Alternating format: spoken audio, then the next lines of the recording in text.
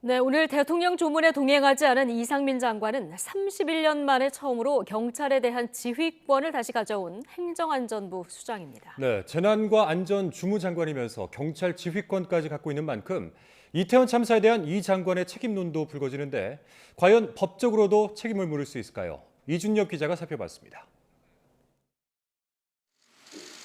지난 8월 행정안전부 장관의 소속 청장 지휘에 관한 규칙이 제정 시행됐습니다. 경찰에 대한 행안부 장관의 지휘, 인사, 징계, 감찰, 예산 권한을 되살리는 내용이었습니다. 치안본부가 사라지고 경찰청이 행안부 외청으로 독립한 지 31년 만에 통제를 명문화하는 셈입니다. 당시 논란이 거셌지만 이상민 장관은 필요성을 강변하며 밀어붙였습니다.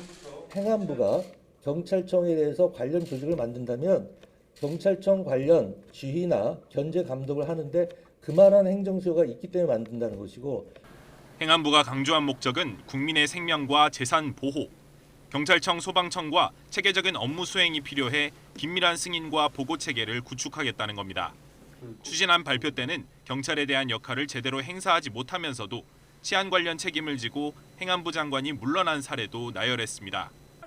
그런데 논란 끝에 지휘권을 획득한 이후 벌어진 이번 이태원 참사에서 긴밀한 보고 체계는 찾아보기 힘들었습니다.